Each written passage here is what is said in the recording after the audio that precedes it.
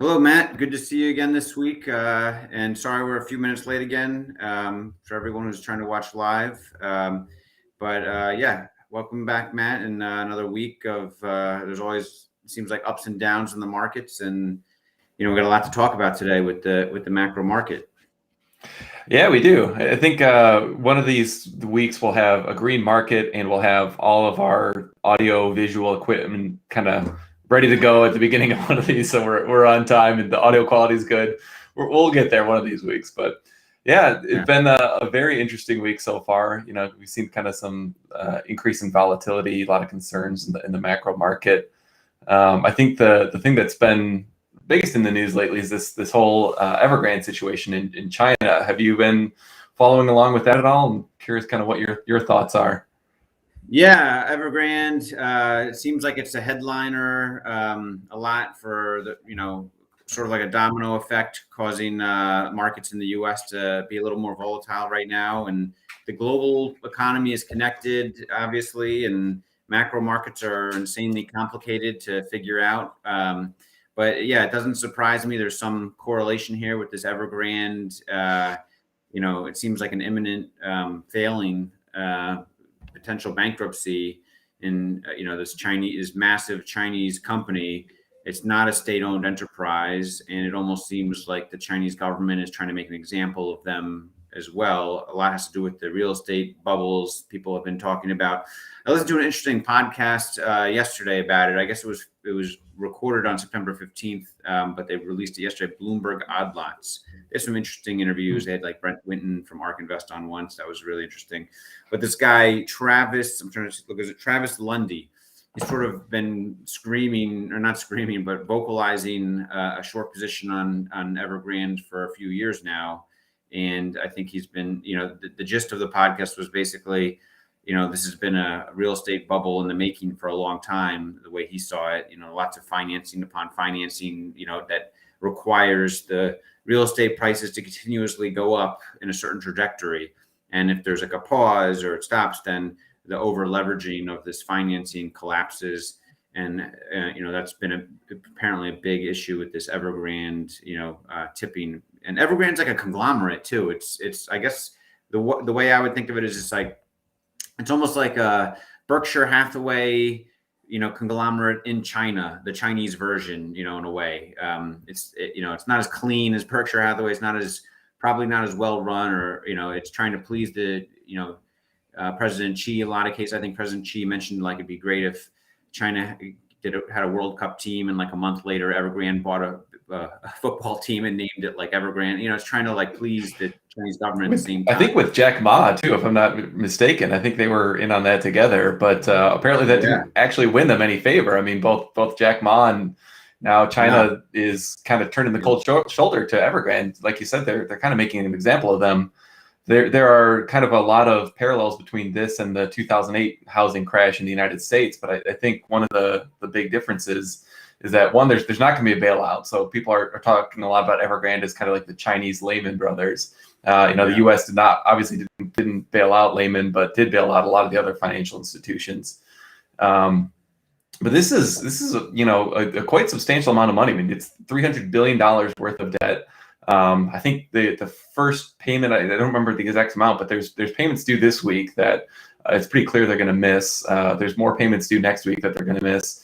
So I think the question is, the big word on everyone's mind is contagion. So other Chinese banks and even international banks are holding some of that $300 billion. So how far and wide does this spread? The thing that I think is a lot different from 2008 is, clearly you had kind of an over-leveraged housing market in the United States back then. But you also had these mortgage-backed securities that were, kind of amplifying the magnitude of the kind of principal dollar value. And then you also had, these CDOs, which were, you'd have like 200 to 1 leverage on some of these things, essentially. Synthetic CDOs. Anyone who's seen The Big Short is, or read the book is kind of aware of just how bizarre all these derivative debt instruments and then the credit were. default swaps, all the credit default swaps with the banks as the counterparties, and they weren't prepared for the credit, for the defaulting and so forth. But anyway, go on. Yeah, so I was just saying, I think there's fear that this could be another 2008 like situation. But as far as I've been able to tell when I've been digging into this a little bit, you don't have, this kind of add-on effect of additional derivative instruments kind of on top of this huge $300 billion pie, which is very much endowed and will, certainly cause some amount of havoc. But my sense is that the contagion will be not nearly as severe as it was back in '08 here in the United States. But still, I mean, it's 2% of China's GDP. It's just this massive debt amount figure. So It's a lot there of will be panic. some incident, but Yeah, yeah, I think it's a yeah, big deal, but I think there's a lot of panic going on in the markets because of, but that panic could spiral out of control further, but I'm not so sure it will. I think, like you said, fundamentally, this, people are worried about contagion effect, but I think fundamentally this will be contained within, this Chinese conglomerate for the most part. Yeah, I mean, I'm not super familiar with the CCP and how they run things, but a few seemingly intelligent people I've listened to opine on this. Some say the whole Chinese real estate market is a bubble, and some say it'll be contained in this Evergrande. There just seems to be different opinions, but my sense is that this is not 2008 all over again. Everyone wants to make the next Lehman. Every headline wants this to be like the Lehman Brothers moment for something else. But I was yeah.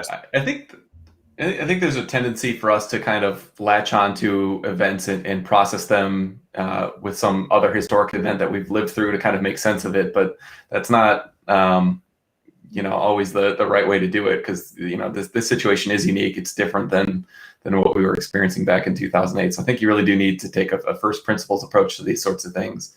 In like our position with Tesla, it's like, okay, Tesla obviously has some China exposure, but how will that pan out? And does it result in a decrease in either the domestic demand or in some kind of increasing political pressure or something like that? And I think we saw all the growth stocks the whole market really take a hit yesterday on the back of this news. And my sense is a lot of that was a little bit overblown, but we'll obviously keep kind of monitoring and see how far it spreads.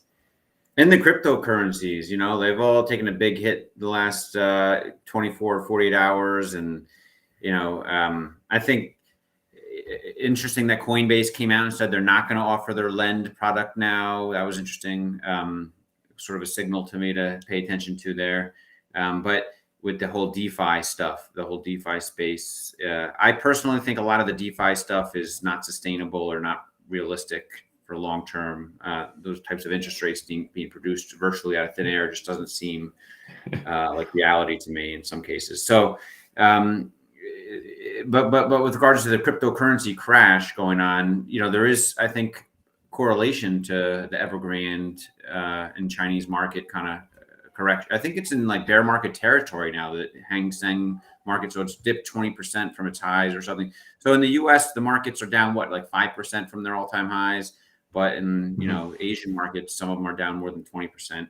And so I think when you have a big correction with ultra high net worth Chinese folks, they're diversified like anyone else, and I'm sure they have some kind of crypto holdings to some degree, and and growth stock holdings like Tesla and others as well. And they're probably having to close out of some of those positions to lower their own risks, because so I think there's a kind of contagion effect across all the markets to some degree. But, yeah. And there's a couple different threads I want to pick up on there. Let's start with the Chinese one. I mean, this latest kind of Evergrande news and the fact that there won't be any sort of bailout by the CCP. Maybe that's not surprising, but it is kind of the latest event in a string of recent events that have, in my mind, made investing in China more risky than we would have thought it was 6 to 12 months ago. So you had the big crackdown on Bitcoin mining. What was that, 3-4 months ago, which is certainly related to this crypto crash. Then you've had like the crackdown on education. You've got this, gaming restrictions coming in. You've got crackdowns on billionaires. So all of this, any one of those events, I think you could kind of take with a grain of salt and be like, all right, China just does things a little bit differently. But I think, serious investors who are considering where to deploy their capital, I think now have a pretty serious question of, is there systemic risk that is, too high in China due to the kind of political situation and seemingly a turn away from what has been a more lax, a little more laissez-faire China in recent years, kind of getting back to Xi Jinping is now actually saying, let's get back to kind of the principles of Mao that he was espousing during the revolution, which is obviously much more towards socialism and less permissiveness towards a lot of the capitalists and the billionaires. So I think that's something that certainly is worth watching, and I would encourage anyone that does have exposure in China to just think through those decisions. But with regards to crypto, one of the things that I think may have gone unnoticed from a lot of people is, there's a lot of talk for crypto in general, in Bitcoin in particular, to be a hedge against, either, the US dollar or, the economy or other investments. But at least in recent years, that hasn't necessarily been true. I mean, if you run a statistical correlation on Bitcoin or Ethereum or whatever prices to stocks in general and growth stocks in particular, there's a high degree of correlation there. So it really does not act as a hedge the way I think some crypto bulls have suggested that it could. So anyone who is looking to diversify, I would say, I'm optimistic about crypto in the long term, but that doesn't mean that it's not going to be without its ups and downs. And I completely agree with what you were saying too about some of the space needs to change. I mean, like NFTs, I don't view as sustainable. They kind of remind me of ICOs. I think we've talked about that in the past. It's like the really hot thing for 6 months and it'll all evaporate, I'm sure. Yeah. And there'll be a couple of those ICOs like Dogecoin or whatever, that Cardano or whatever, that make it and like turn out to be something more sustainable potentially. A couple NFTs that work out, but like 99.9% will become close to worthless, I think. Yeah. It's too bad, but maybe it's not. No, I don't think that is too bad. It's too bad if you've invested in it, but I don't know that there's economic utility in like JPEGs of monkeys. People want them, great, but I don't think they're worth $50,000, whatever some of them have been going for lately. Right now they are worth that, but long term, we don't think they will be. But right now, people are paying up for that stuff, and it's interesting to see how that might unravel at some point. If it doesn't, we've missed the boat on it completely. Yeah. Well, and I still have optimism. I mean, a lot of that's run on the Ethereum blockchain, and I do have optimism that there will be other use cases that are going to kind of thrive on there once NFTs, become a less prominent use case. But like all markets, it will just take some time to mature, and it may not look the way that we think it looks. It might look today as we're projecting. Yeah, I think a lot of this cryptocurrency and Ethereum use case is like doing like a delicate dance with regulators. Like, there are institutions that want to get more involved, but they're also afraid of the regulators, and they're pushing and regulators are usually late to react to things. So some of these institutional players are kind of reluctant to dip their toes too far into the water on these cryptos until the regulators lay down the rules that they should follow, because they don't want to, go ahead and allow Ethereum in this way for all their banking clients or whatever. And then, 6 months later, regulators come out and say, you've been doing it all wrong. This is how you have to do it now. And they get penalized. I think that's the fear with the, institutional adoption, at least, is that, they're waiting sort of for regulators to kind of opine a bit more and give more direction for how they can, facilitate this, desire, demand by, all kinds of clientele to get more exposure into the crypto space. So it's just going to take time to work itself out. It will. And it's interesting. It didn't really pan out the way I thought it would for Coinbase when you said, they had this tussle with the SEC, which, was, a pretty public, I think, sparring with the regulating authority. And so it's kind of interesting that they actually backed down and just said, okay, we're not going to offer this lending product when a lot of their competitors just are doing it. So, one of my concerns, or at least things that I'm going to be watching pretty closely, is, how does this whole crypto regulation thing pan out? I was on a video call the other day. There were some younger folks on it that were talking about how they've actually never had like an auto loan. They actually just lended from their Bitcoin holdings to like buy a car because it was it was like a 0% loan or something crazy like that. So you have this younger generation of users who are not embracing the traditional financial system, and crypto does have kind of this capability to leave the existing regulatory framework, especially if it gets too restrictive. So if the U.S. and if other governments and regulatory agencies are overly restrictive on this, I think there could be a flight of at least some portion of the workers from the traditional financial system, just who don't want to pay taxes or who don't like the oppressive regulations. So it's obviously not happening in any sort of major scale right now, but it does seem to be, looking at 10, 20 years, the sort of thing that the technology is there to enable. So I'll be curious to see if how far the governments push and how far investors push back the other way over time. Absolutely.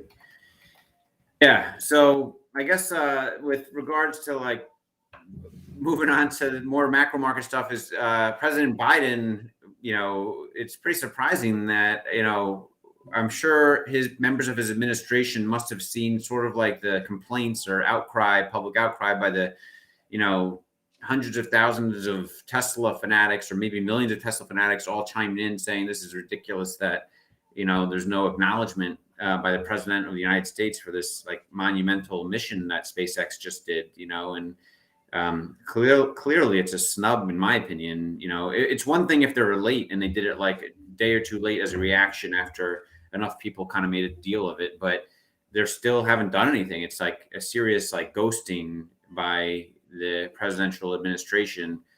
What are your thoughts about that, Matt? Yeah, it seems very strange. I mean, on the one hand, you can kind of understand some of the snubbing of Tesla when there's like very clear kind of political, ties to the UAW, and you're like, all right, well, that's gross and unfortunate, but I understand why he's doing it. But in this case, like, it's not like this is costing taxpayers anything. It's not like there's like a union-based. Maybe there are some ties to ULA, the United Launch Alliance, that I'm not aware of with the presidential campaign, but it just doesn't seem rational. And in fact, I was kind of remembering back under Obama's presidency, which obviously, Biden was the VP during that time. Obama was the one who really pushed for privatization of space because, NASA, the costs were just getting out of control and it was just too much public spending. So, Biden was part of the push to kind of make more private access to space possible. And you've got this great kind of milestone mission that, is really iconic. And even Bezos congratulated the team, which I thought was surprising. And I kind of changed my view of him a little bit, that he, had the dignity to just say, hey, congrats, this is good for humanity, good for America, good for, the space industry. So the fact that the president of the United States couldn't even muster up a congratulatory just tweet or, hey, let one of his aides do it, who cares? It just seemed pretty shallow and doesn't. It's I think one in a string of recent incidents that just is kind of leaving a bitter taste in my mouth. But politics in general have been doing that for a long time now, so maybe no surprise there. Yeah. I got a couple of questions or points about this. One is the only reason, one of the main reasons I can think of why maybe the administration's, decision makers, which I don't think is Biden, by the way. I don't think Biden's really a decision maker. I think it's mostly the people he put around him or the people that are around him. Maybe on a few things he weighs in, but I think his decision makers are very, they want to keep power. Obviously, they want to pass power to Kamala in the next election or whatnot. But I think they see the uprising of what is it, Robert Reich or Frank Reich, Robert Reich? They see the uprising of like AOC, Elizabeth Warrens, and the Reichs. They see the outrage those people can create through their complaints of multi-billionaires sending toys up to space or whatever. Like they make a big deal of it, like a waste. Like there's enough problems on Earth. Why are you saying? So that's the only thing I can think of is they're trying to placate that segment of their political party because they don't want to lose that segment to some other AOC division that rises up. And that's the only thing I can think of. I don't know. I mean, to me, it risks, alienating the middle, which in my mind, both parties should be trying to get more towards the middle. I think there's a lot of reasonable people who don't like either party right now, and just kind of how overtly political things have become. So I think kind of pandering to the far left of the Democratic Party, maybe that's helpful for some kind of internal policy reasons, but to me, it creates bigger risks for the Democrats in the in the next coming election cycles. So maybe that's their strategy. I don't know. I just had to stop kind of digesting this political news because it's so like sad and just depressing. Politics is so ugly and disgusting sometimes, most of the time. But how crazy would it be if President Xi or Vladimir Putin like congratulated Elon and SpaceX? Like, what a great milestone for private industry to send people to space, and then, or what about the next milestone if they send people to the moon, or what about like to Mars? Now I feel like the current administration has set a precedent. Like, they're going to have to backpedal themselves to congratulate SpaceX and Elon at some point, you'd think. Otherwise, they're really digging themselves in a corner, like to be like very anti-space. It's just kind of crazy. Yeah, and it's just like it's also kind of at odds with what they're trying to do. Like the whole mission of NASA has been to, for the last, since Obama's administration, like I said, was to kind of privatize, and so they've been doing that, successfully reducing successfully reducing costs to low Earth orbit, to refill the ISS. They were returning, launch capabilities to U.S. soil, which hasn't existed before. So it's like all things that are good for, American government and for, American industry. So it just seems so petty, and I just don't understand it. And especially since the Democratic,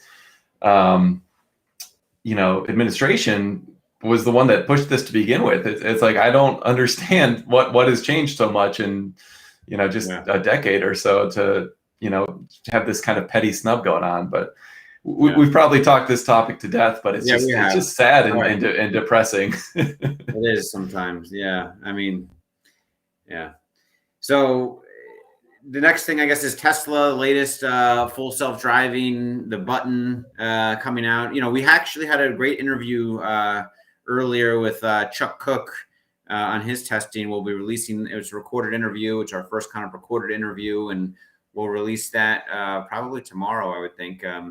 But that was really insightful. The button is coming up in a few days, and the newest release 10.1 will come out. I guess the revealing of Tesla insurance kind of functionality here. There's a lot to talk about here. What are your thoughts? Do you think it's going to raise a lot of eyebrows, or it's going to cause scrutiny by the public or regulators, or are people going to praise it? What do you think about this? Yeah. I think it'll probably raise scrutiny, both good and bad. Because we know people who've been watching these beta videos that it's not perfect, that it still makes mistakes, but we understand what they're doing and why, and we can kind of see the bigger picture of improved safety and wanting to get real world cases to kind of improve the training. And so you're kind of willing to accept some of these quote unquote higher risk. It's actually not higher risk if you look at the data, but the need to intervene. But I think when you're broadening it out to a bigger group, there's going to be some people who potentially are not as diligent as the current kind of crop of beta testers are. And then I think you're definitely going to see a lot of kind of media headlines of, oh, look at this, Tesla was trying to turn into oncoming traffic, or like Galley's video where it was trying to like slam into a monorail pole. Like you're going to have, we know that these instances will be out there. They're going to be put on YouTube for anyone to see. And the media is probably going to make the worst of them. So that's kind of raising eyebrows on the bad side. But I think on the flip side, normal people who are just have more exposure to this, just like I can imagine friends and family that I show this to once it goes live, who don't know that Tesla's doing this right now. I would imagine they're going to have their minds blown. So I think it could be a catalyst depending on how good it is. But even if it's just kind of the current beta suite that's out there, I think it's the type of thing that will make a broader set of the population way more interested in Tesla in general, and potentially wanting to order one. So overall, I'm definitely excited for it, and I can't wait to download the button. I already put my car in chill mode, which killed a small part of me to do it, but I want my safety score nice and high.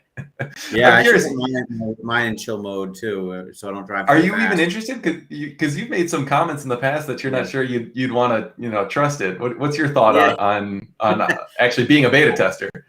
I go back and forth. Like, I don't want to be one of the early beta testers just because I don't trust myself. Like, I've learned to rely on it too quickly. I feel like the autopilot, and I just I have kids in the car a lot. I'm like, I put it on autopilot and I yell at them or say, "Stop hitting your brother," or whatever it is. But if I'm driving and it's not on autopilot, then I won't do that. I'll just like be looking forward and I'll be like, I'll focus on the road. So I'm kind of worried that, like, what if I start getting somewhat complacent or comfortable with it. I put it on, even though I'm watching it, I still think it's safe, and I get distracted and I am in a neighborhood road and I turn back and then bam, hit something, so I'm just a little hesitant. I probably will do it just because I paid for it and I want to just get it and start using it. But I have to be really cognizant myself to like not get complacent, even when there's like lots of distractions in the car or whatever. Like, I have to just be vigilant on still paying attention. Think of it as like an extra backseat driver that's actually driving, that I'm controlling or helping to control. Yeah. So, but I think it'll do a lot of good. I think there's going to be statistically much safer driving, and it'll be shown pretty quickly with this. But like you said, there's going to be lots of media scrutiny to the first accident. We've talked about this many times, and I think before even an actual like accident, there's probably going to be some YouTuber or someone looking for exposure on TikTok or whatever, trying to trick the system and get into like some kind of minor fender bender accident that they think can go viral, that can get them a little more famous or something. So I think you might see some of that. I think that's going on in China to some degree, but it was some of the past PR issues in China. So you just, it's a whole new kind of wave of technology, and it opens itself up to lots of criticism, and people are going to be watching every headline regarding it, especially if they see the word crash in the headline or fire, in Tesla. So yeah, it's unfortunate that that's kind of the world that we're in right now, but I think does create opportunity. I think net it's going to be more of a positive. Especially if this EV tax credit comes through. I would imagine this is going to do great things for the take rate. And people have to remember that the subscription is an option for FSD now. So you've got that potential for not only for new customers, but for, the over 1 million, units of existing, kind of worldwide fleet that doesn't have this, that doesn't have the FSD purchase. Some portion of those will opt to subscribe. And so that's going to be a boon to the financials. The other piece will be probably in Q4. This will be allow for full recognition, at least in the US, of that FSD deferred revenue balance. And so that'll be a one-time benefit financially, but also they'll have greater margins going forward, because rather than keeping roughly, let's call it, of the $10,000 purchase price, they were deferring $5,000. Well, now they'll be able to recognize the full $10,000 on every sale going forward. So probably in Q4, like I said, but I think that in combination with just greater awareness will create a lot of, I think, good news financially for Tesla in the coming quarters. Sure, yeah, and Tesla Insurance, this new like automatic tracking. It's going to be really interesting to see how that kind of is facilitated in evaluating whether to approve someone or not. Like, what's the rate going to be? Is it going to be like 50% of people that apply are not going to make the cut, or is it going to be like 5% of people that apply don't make the cut? I have no idea. We'll find out soon. Yeah, I don't know. I would imagine they're going to be more strict at first, but at the same time, it's only 7 days of of driving history. So I'm kind of curious, how important is that going to be, and how much are people going to try to kind of game that system?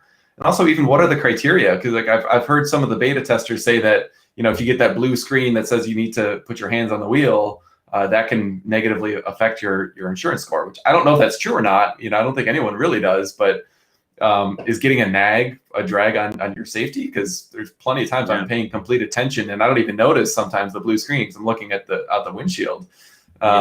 So I'm very curious to see how they roll this out. I think it's going to raise a lot of questions and hopefully provide some answers too. Yeah.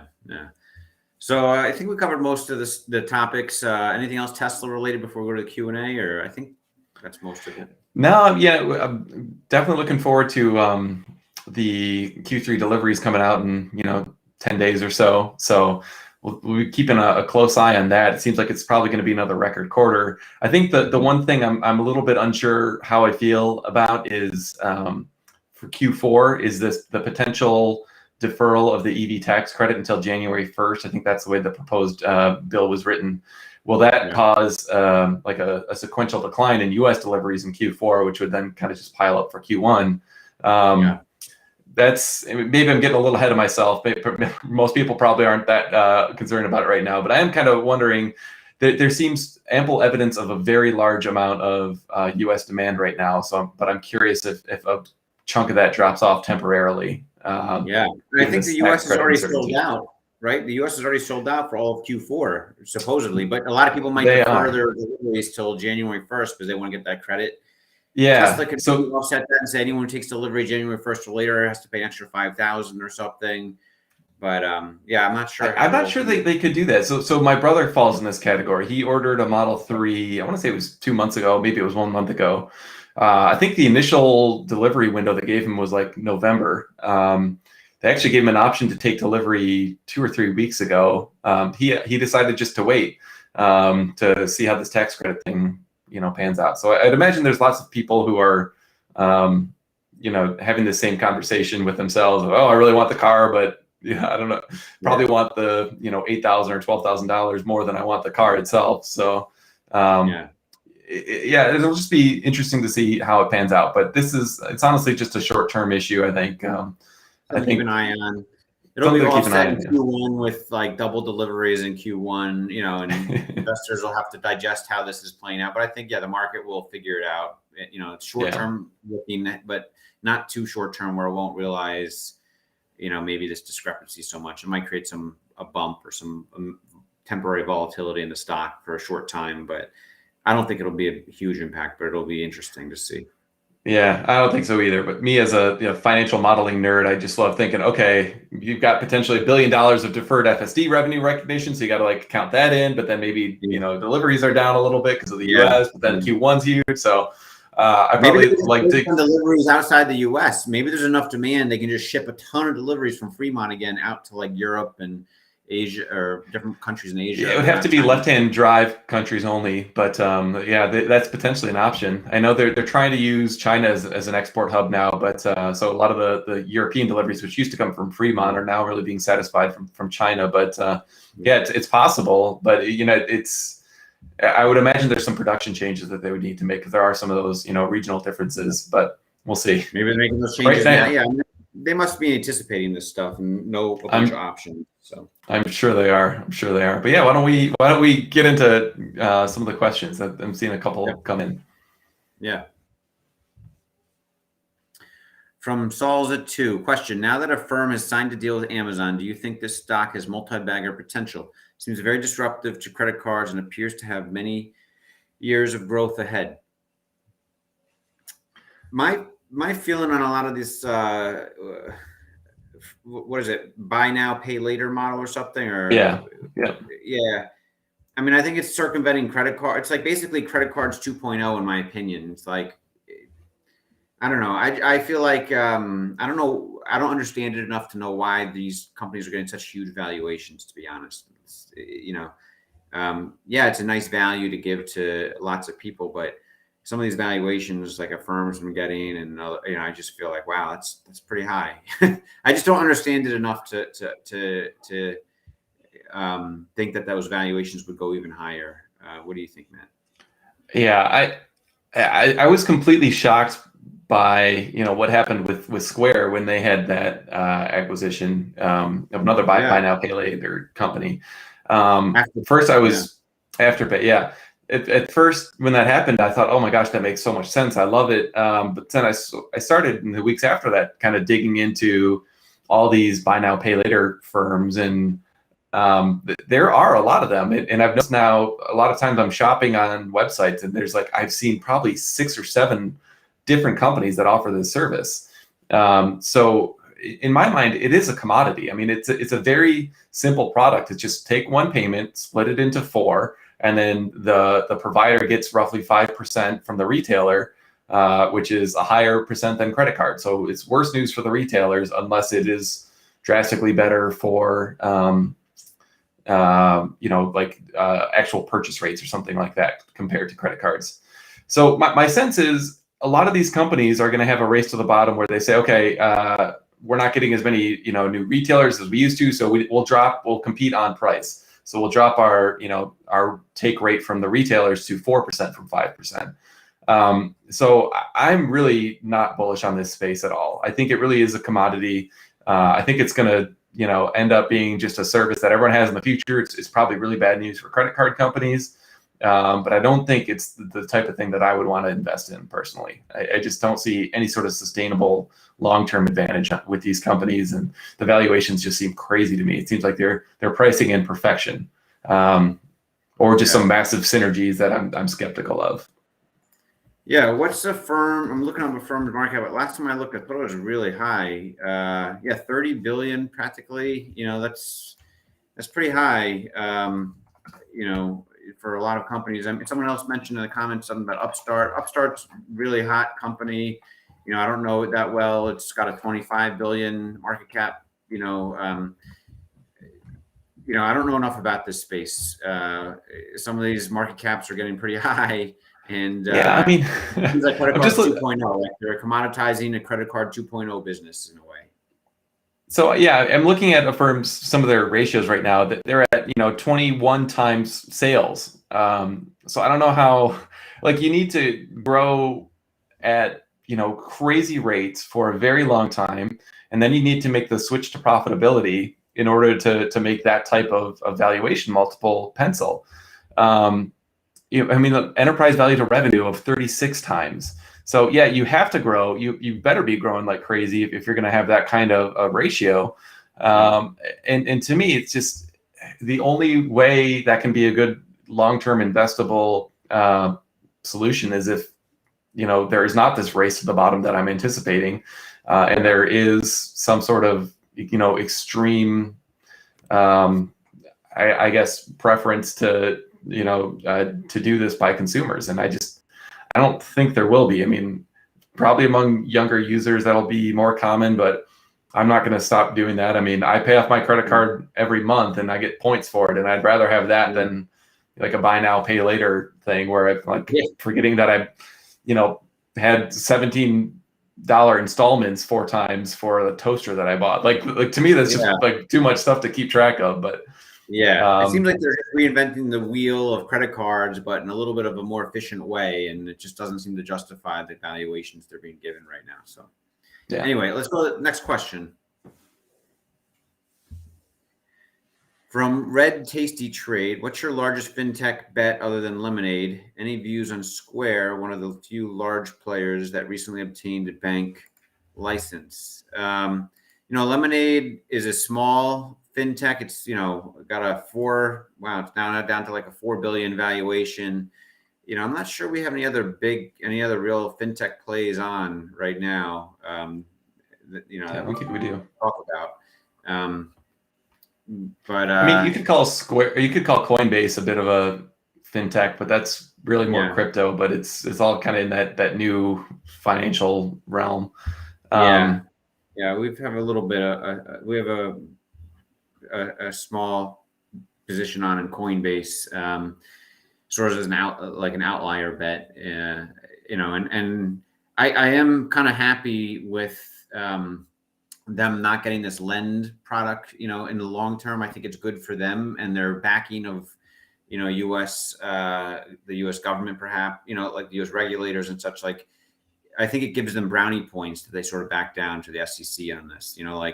Okay, the SEC now accepts Coinbase as kind of someone that they can that will comply with them, and it's not going to just, even though the guy Brian Armstrong had like a tweet storm against the SEC and lots of people went on that bandwagon, they ultimately backed down, and I think that gets brownie points with the SEC and U.S. regulators, and in turn, institutions that are trying to get into that space will perhaps view Coinbase a little more favorable with regards to its relationship with regulators as a result. So I do like Coinbase's kind of stability and growth. It's not going to be the cheapest. They're not going for cost effective, as they've said a couple times, I think.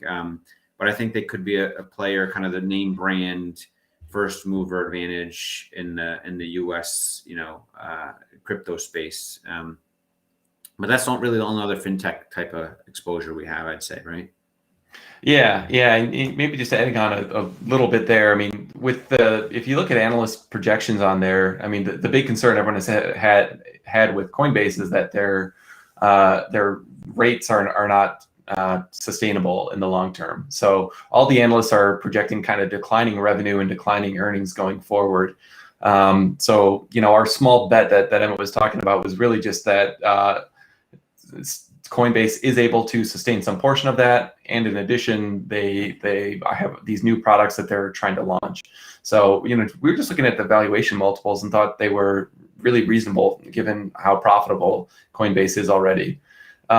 Square, on the other hand, since Red asked about Square, we touched on this a little bit with that acquisition of a firm. It was a firm, right? Afterpay. Oh, Afterpay. I keep getting Affirm and Afterpay mixed up. Yeah, There's too many similar, of these. Yeah. They really are. But Square, I really like Square in the long term as well. But some of their valuation just seemed to be getting a little ahead of its skis in our mind. We tried to look for asymmetric opportunities, and we just didn't really see Square, 3 to 5xing in the next couple of years, the way that we think some of the other companies in our portfolio could. So that's kind of, I think a lot of the after the 20% boost or whatever, after that deal was announced, I think that was a good exit point for us. Yeah. I mean, we held on to, Square not too long ago was like a 10 or 15 billion market cap company, and now it's 115 billion. It's gone up like 10x in a couple of years, and so we've been along for a lot of that ride. And some of these companies, if it's not like a generational company like Tesla, for example, it doesn't hurt to kind of exit after a nice big gain. So it doesn't mean Square is not going to be a generational company. We just don't have the confidence that it will be, like we do with Tesla, for example. Yep. So let's go to the next question here. How would you invest in Tesla right now? Selling put leaps, buying call leaps, or simply stock?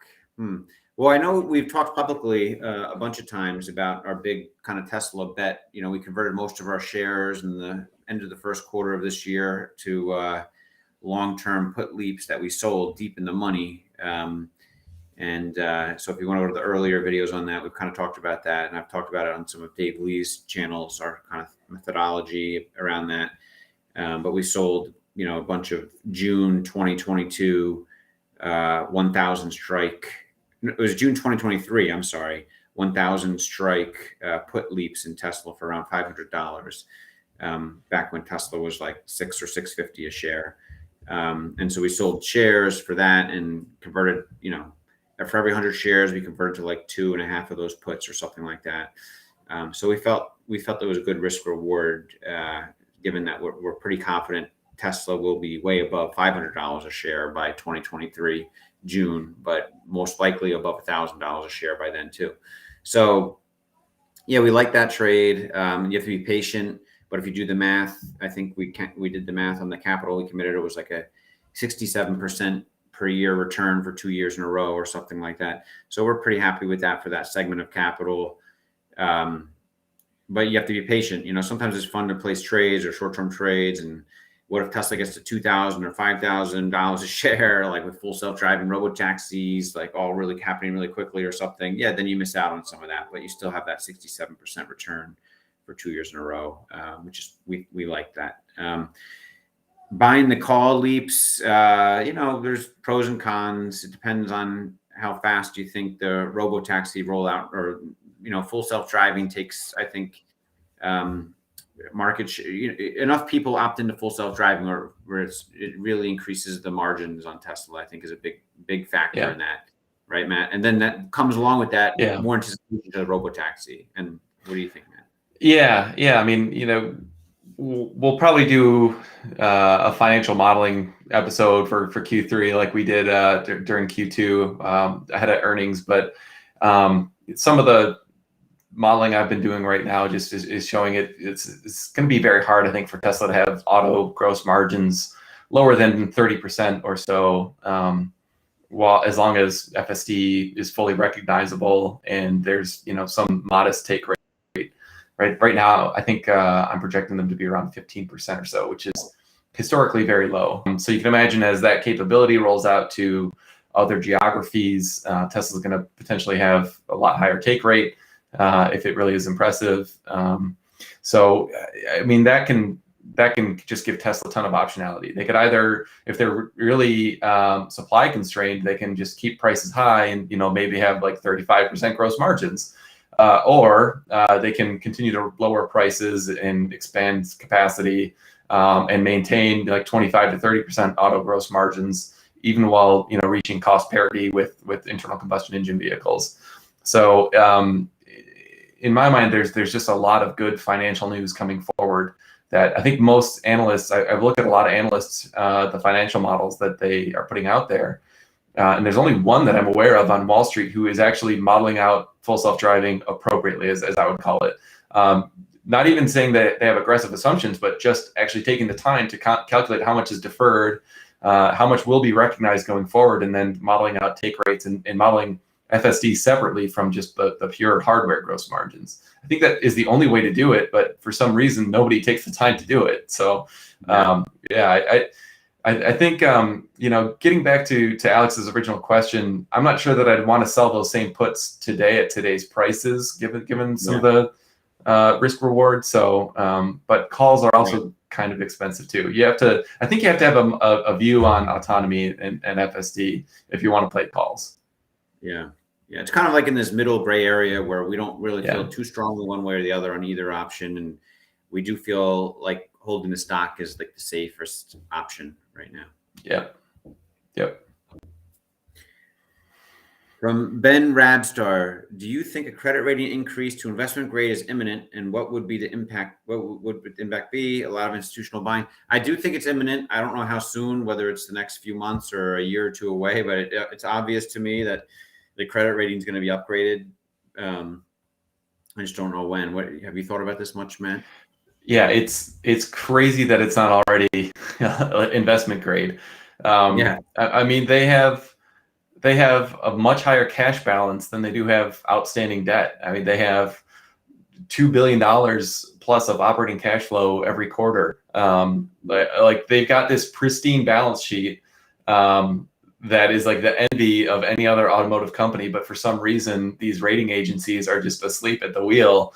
It's like, well, I need 2 years worth of proof that you've got more cash on hand than debt outstanding. It's like any reasonable person, I think, looking at this in a neutral manner would say, okay, whatever you like about Tesla or don't like, their balance sheet is immaculate and their cash flow generation has been outstanding since late 2019. So it's kind of crazy to me that this hasn't happened. I think it will happen. I wouldn't be surprised if it happens in Q4. You get one more set of financials to print, and then I think you have a credit rating increase. But yeah, I do think there potentially could be some institutional buying. I mean, there are some institutions who will not buy quote unquote risky stocks, and a lot of times one of the risk factors that they look at is the credit rating on the debt. So that I don't think it's going to be any sort of huge tsunami of buying coming in, but it'll be another kind of positive catalyst. Wouldn't surprise me if it goes up 4 or 5% on that news whenever it drops. Yeah, it's possible for sure that it goes up. Yeah, there are certainly rules that some of these passive funds are written in to follow, and one of those rules might be like only invest in indexed stocks that have a rating higher than X, and once Tesla passes it triggers something to cause that index fund to start buying it, for example. Yeah. Next, by Hoops How on Twitter. By 2023, could Tesla price a $25,000 car with $8,000 in tax incentives in a way that consumers will only pay $17,000? I think certainly, yeah. I think certainly 2023 would be aggressive. I'd say more like 2024. That would be more realistic in my opinion. I think they maybe unveil it end of 2022 or early 2023 or something like that. The model, whatever they're going to call this, the Model 2, some people throwing the Model Q, whatever you want to call it. This The Tesla version. Q, not the Model Q, the Tesla Q. Yeah, the Tesla Q. Yeah. I mean, I think 2025 for sure by then, but my 50-50 over under would be 2024, end of 2024, when it gets unveiled. And yeah, the demand is just going to be out of this world for that car. And the robo-taxi or the full self-driving capability will be an additional subscription of, I think, maybe $200 a month or $100 a month, or whatever Tesla charges. But I think most of Tesla's full self-driving might move to subscription-based going forward at some point, I think. And that will be a nice reoccurring revenue stream for Tesla for every car it sells too. What do you think? Yeah, I think you're right. I mean, the tricky thing with this is, like, if you think of a $25,000 car, and let's say by that time Tesla's increased the price of FSD to $15,000, like you're going to price out that segment of the population which you were trying to attract with that $25,000 car. So I think you're right, Emmett, that may be the hardware price, but you do need some sort of subscription for FSD, I think, to really take advantage of that. I think a lot of this is going to depend on whether robo-taxis are economic reality or not. Because you could imagine if that's the case, then Tesla may not want to sell a $25,000 car, and even if they make, say, $5,000 of margin on the hardware, it may be it would certainly be beneficial to them to prioritize customers who are going to operate a robotaxi, or to operate that robotaxi themselves in their own fleet.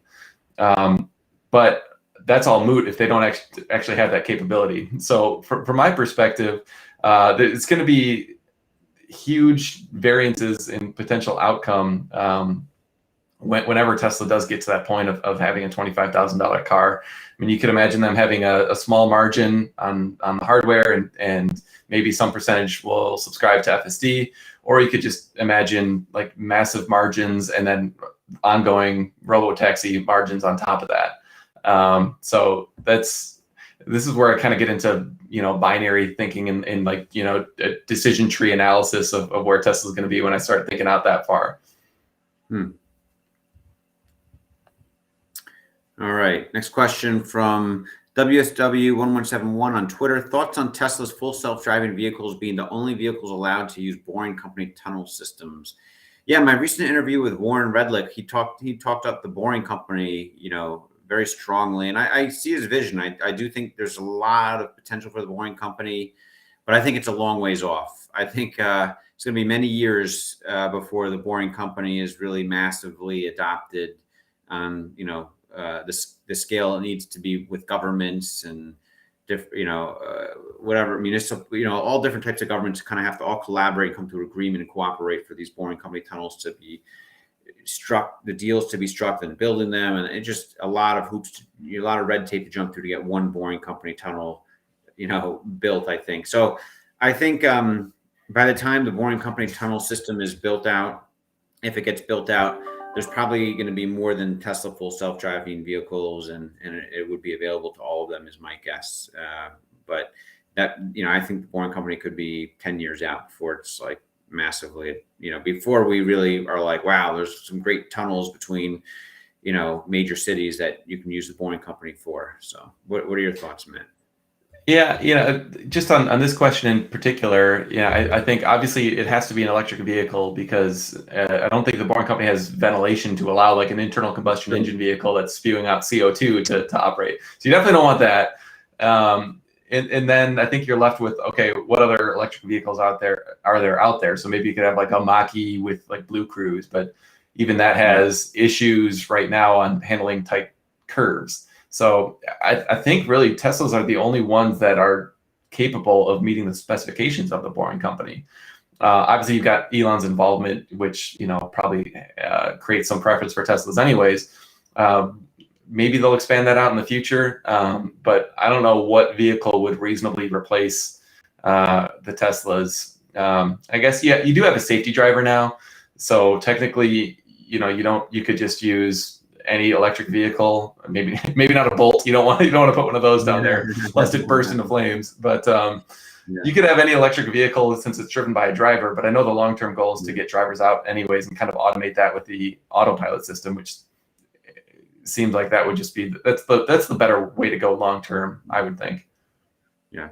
I see a comment here from Chuck Cook actually saying about my concerns with the full self-driving. He said, create a separate profile. That's a good idea. I'll have to get the full self-driving and then create a profile just for when I'm not with the kids and want to test it, and I'll use that profile for the full self-driving beta. That's a good idea. Thanks for the comment. All right, next question. Let's see here. Jan FM question: Tesla's vision-based approach in real world is also happening within software systems to create software robots to substitute human labor of repetitive tasks. Are you aware of UiPath? I'm not aware of UiPath. I feel like I understand conceptually the real world AI solutions that the neural networks Tesla is kind of building out will be able to solve.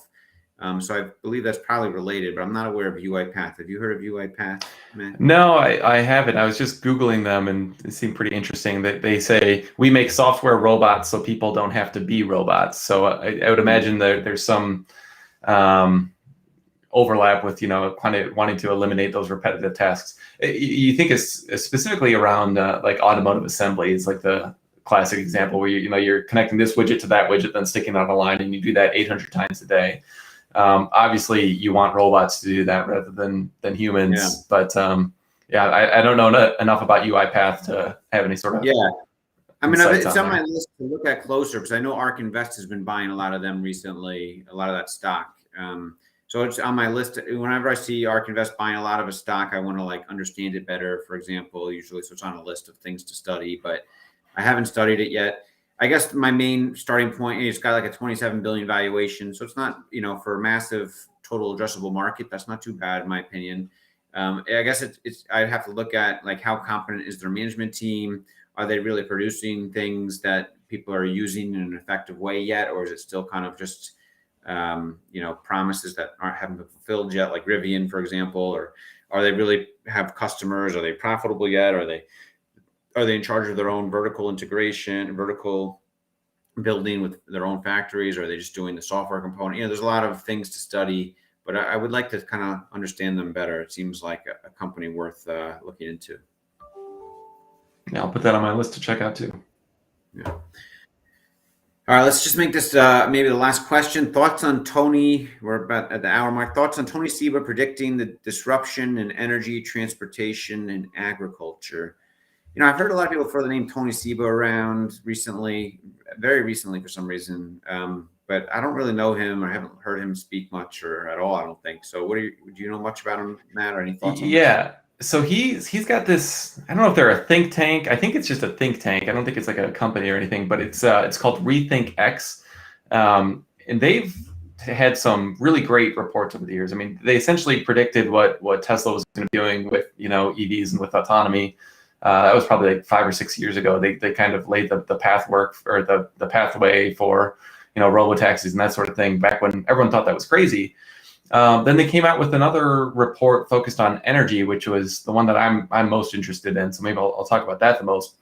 But they essentially put forward the concept that the cheapest sources of electricity are solar and wind and batteries, because you need batteries in order to take advantage of solar and wind. And so they were basically arguing that for economic reasons, all new electricity generation will be solar and wind with battery backup.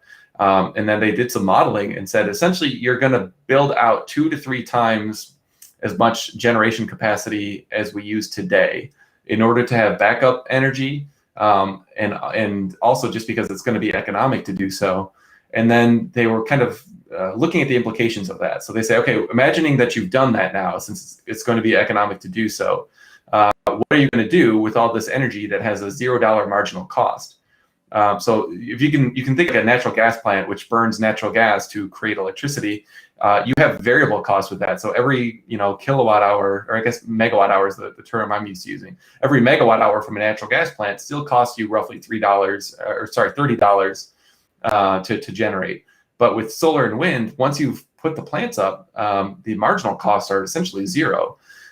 So Tony's thinking is, all right, now you've got huge amounts of essentially free marginal cost energy.